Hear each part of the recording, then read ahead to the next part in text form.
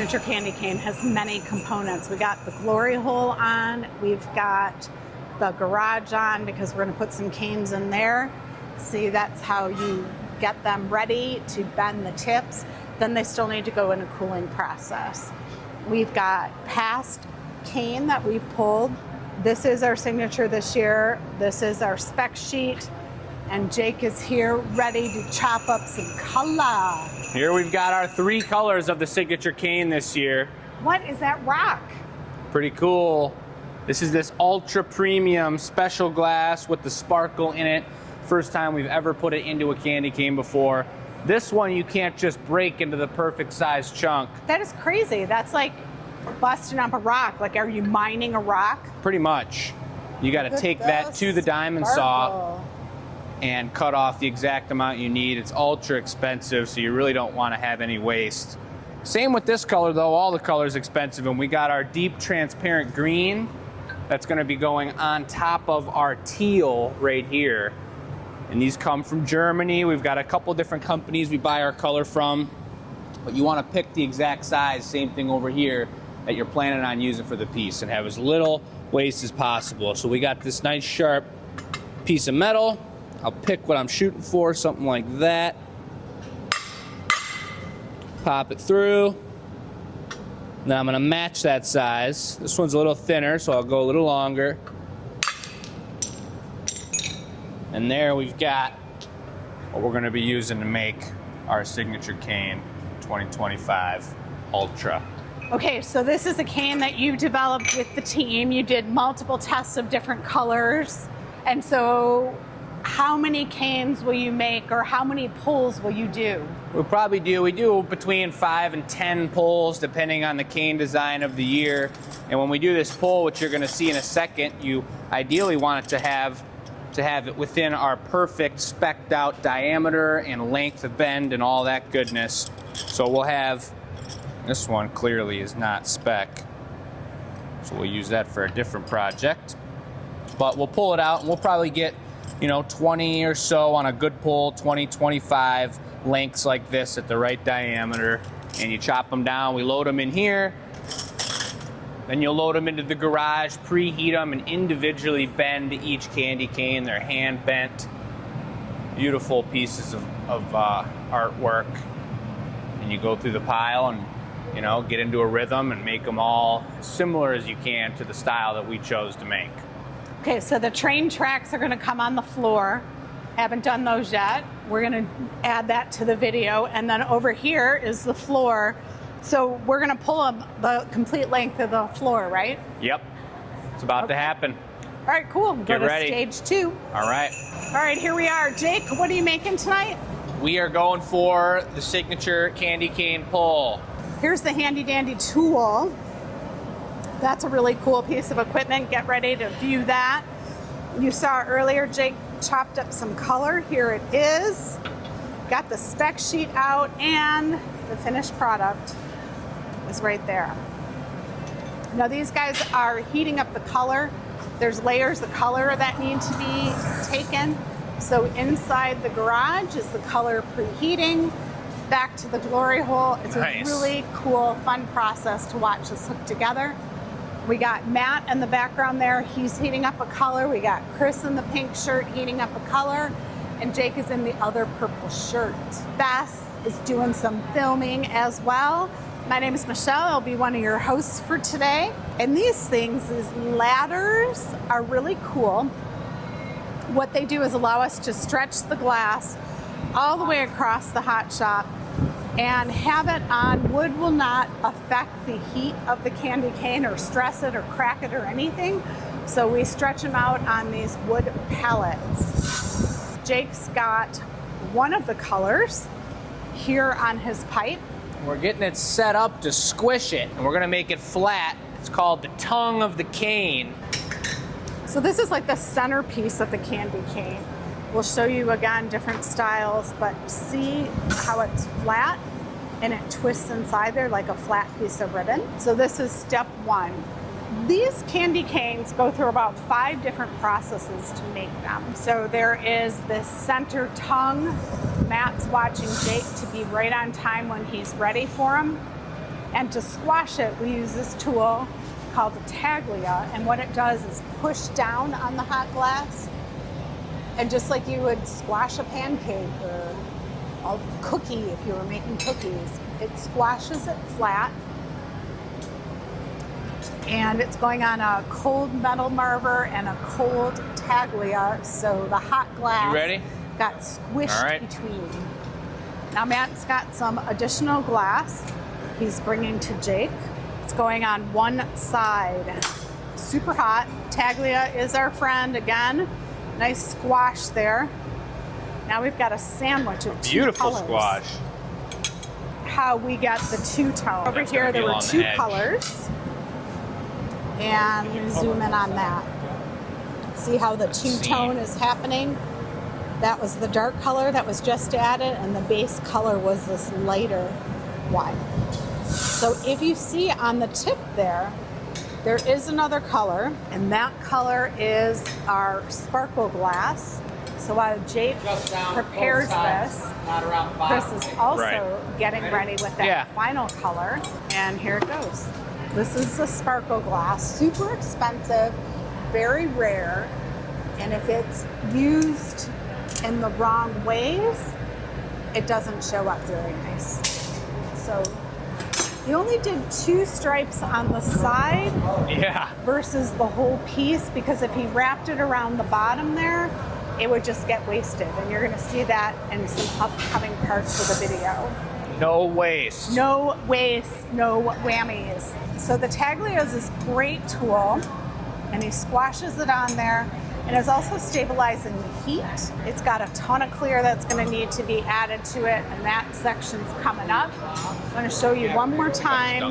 The Adventurine is this big old rock of color. We call it the sparkle glass. Really difficult to work with. You can see where the diamond saw cut it off.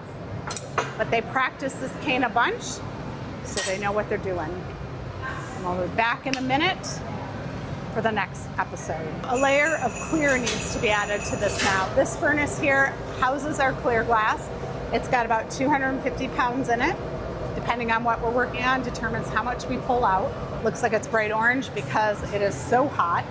That was actually clear glass that went on top. Using the marver, he gently shapes the glass, rolling it, twisting it, turning it. The goal is to have a round shape. That flat bar is going to be on the inside of it, and that's when it's going to give the like ribbon-like effect. And there's going to be another layer on top of this. Now you can see there's different like oranges happening. That's because there's different heats in the glass. So Jake is going to stabilize it, stabilizing, get it ready, and then take another layer of glass on the top of it as well.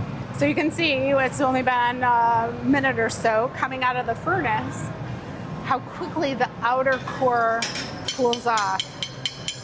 It's already solid. It's a good tune. Okay, now he's just gonna let it stiffen up for a little bit before he goes in for the third layer. And this one will be really important to cool down the pipe. As we get more and more glass, it's gonna be getting hotter and hotter up the pipe. So we've got this beautiful water zone over here. High tech. Really high tech. Back in the clear tank, Jake is dipping up. Now to stretch this out, we need a clear patty, and Chris in the pink shirt is going to be making that. So this is, I don't know, like a good 2 to 3 cups of glass added to the outer surface, and you can see inside the ribbon kind of spinning, twisting, and what Jake was doing was cooling off the pipe, because now it's really about leverage. He wants to be able to leverage that pipe. Chris is taking a piece of glass that's a tool used to help shape the candy cane. However, all of it will be scrap. None of that glass, it's just a holding facility for the candy cane. So this is gonna pull, I don't know, 30 feet of cane or so. This is just a little cutie pie pull. Yeah, we can do bigger pulls, but we do have some people in the studio tonight. We've got some other things happening, so we're doing a shorter pull. And Chris is putting this specialized tool. It's super cool. Someone invented this, we purchased it. And so someone came up with this idea. It makes our process a lot better. Traditionally, this was all done by hand, and if you're making cane all day, you really do wear out your arms. So Jake and Chris have used this tool We successfully. do a marber, a dunk, a heat, and we'll do it.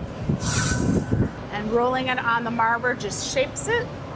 Water on the tip cools the glass off, so this next section will stick. Perfect. So glass is very Other sticky way, I when think. it's hot. Yeah. Yeah. Think so. And you're gonna watch these two pieces stick together.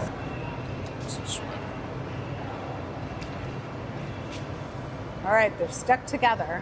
Now somehow this has to be pulled out and stretched to become the candy cane. All right, you see it spinning on the inside there. There's Chris holding on to one end and turning it on rollers, while Jake here on the other end has the drill. So they're looking for a certain diameter, and they're going to communicate to each other as this is going on. That's probably good, Dad. Anything in orange lets you know the glass is nice and hot.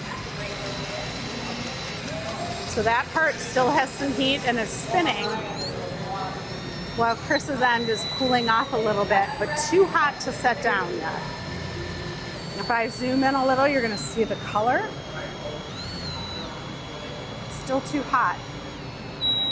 So some of this standing here is just allowing the cane to cool off before they set it down. It's a small pull, but it's a good pull. The venturine looks amazing. The overlap color looks powerful and dense and electric. Amazing. The trick is setting it down at the right time and not having it bend. So we're keeping tension here as we're doing this, but we're gonna lay it down and the glass is cooling down. You can already see the green coming out a lot more down where it's cooler. Even right there too. Looks amazing. That was a nice hunk of adventurine on there. It is Check out how pretty Chris just sparkly. uses a little bit of metal to break this off. Just touches it. And those two pieces will go into our recycle bin. Oh, it looks great. Beautiful contrast. Beautiful adventurine. Perfect diameter. You guys might be professionals. How about that? Be sure to watch our social media content to find out more about this cane, and links are below. Not only can you purchase for yourself, but why not get some for gifts in your family? Handmade, Dearborn, Michigan. This is our sizer upper, 2 spec per our spec sheet, which was shown to you earlier. It's an older style, just super gorgeous. And you're talking about length, not thickness. Length and girth. And here we are. You can tell this is a little bit thick, but we've got a project going on that we'll use this for, so I'm gonna start cutting right here. When you come down here and you do one of these. Bing, bing, ba-ding. So how long did that have to sit before it was cool enough that you could do this? Yeah, about like 9 minutes. This is a little thin that I'm getting to here in the middle, I'm noticing. There's still plenty of, you know, that's part of business, is designing it so that you can get these spin-off products with the signature color of the year. So we'll have twisties available with this. I know on our live show, The Gathering Point on Tuesday nights, we're most definitely going to be making some sort of cane bowl or cane snowman and lining up, you know, 8 or 12 of these all next to each other and then covering it up in clear and blowing it out into some beautiful pattern. And it's going to be really gorgeous. And I see a little difference in the twists there.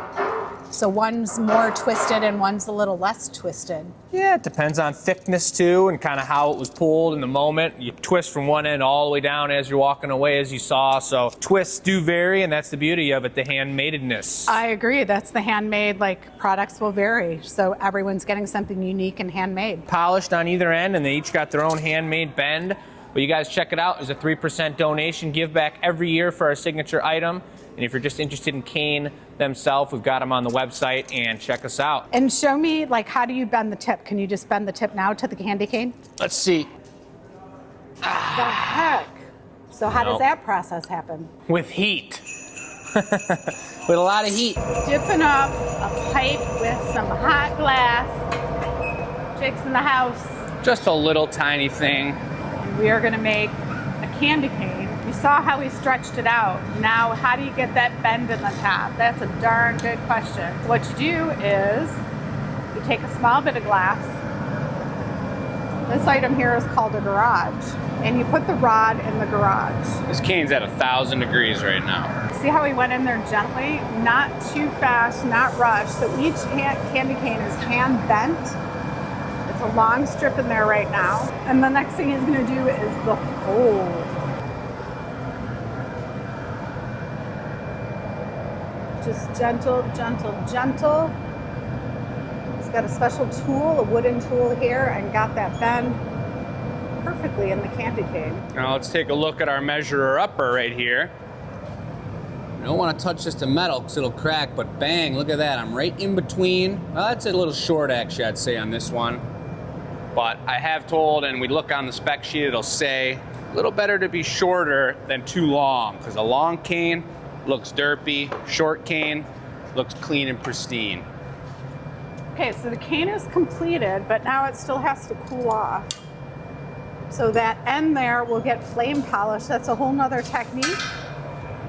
This is a really precise, This is the quick way to do it. super situation. You over torch this, you can totally alter the shape of the bottom here. You can bubble the glass, you can burn the glass. So your timing, the type of flame you have, and the angle that you hit it at in coordination with gravity is really important. And one quick puff on it to stiffen it up. It's on a fire brick right now, but he's gonna move it to this paddle, and then it's gonna go to the cooling oven, and it's gonna join all the other pieces of cane that were made. All the items that we've made are in there today. It's 900 some degrees in there. And overnight it will cool off. Thanks, Jake. All right.